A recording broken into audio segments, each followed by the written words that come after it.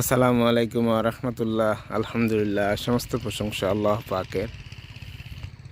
আমরা যারা বাগানি আছি, যারা মালটা কমলার বাগান করেছি, তাদের উদ্দেশ্যে কথাটা বলবো যে এই গরমে, এই তাপে আমরা কয়েকদিন পর পরই আমাদের মালটার কমলার বাগানে সেচ দিচ্ছি।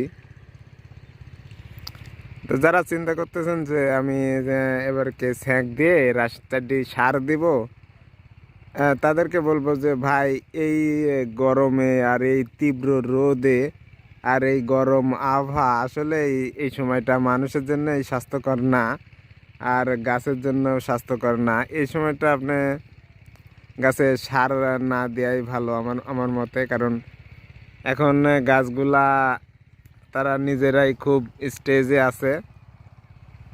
অতিরিক্ত গরম সহ্য যেমন আমাদেরও হচ্ছে না, তাদেরও একই অবস্থা। আর গাছে যেহেতু ফল আছে, তাই এখন কোনোভাবেই আমরা গাছের উপর আর প্রেশার না দিই। শুধুমাত্র সেচ দেন, এতে যথেষ্ট। পোকার ওষুধ দেওয়া যাবে, ছত্রাকনাশক দেওয়া যাবে, কীটনাশক দেওয়া যাবে, সব কিছুই দেওয়া যাবে। শুধুমাত্র গাছের গোড়ায় কোনো রকম কোনো সার না দেওয়াই ভালো।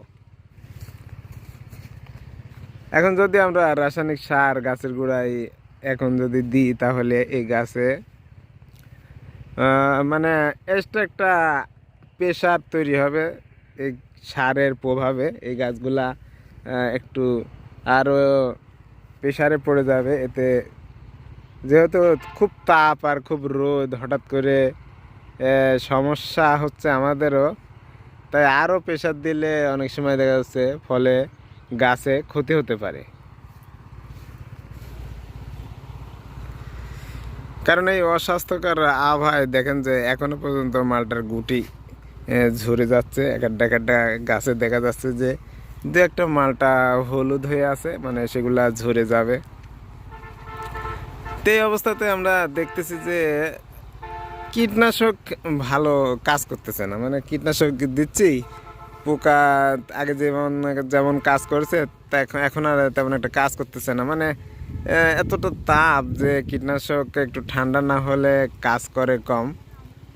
তাই কীটনাশককে যদি ভালো কাজ না করে, তাহলে চিন্তা করেন যে সারগুলা এখন আমাদের কাছে কি এফেক্ট তৈরি করতে পারে। তো ফল ঝরার সমস্যা হতে পারে, বিভিন্ন রকম সমস্যা হতে পারে। এই তাপটা একটু কমলে, মানে যদি একটু বৃষ্টি পড়া শুরু করে, ঠান্ডা আবহাওয়া শুরু হয়, তখন একটু বেশি করে দিলেও সমস্যা নাই। তবে এই সময়টা সার না দেওয়াই আমার মতে ভালো।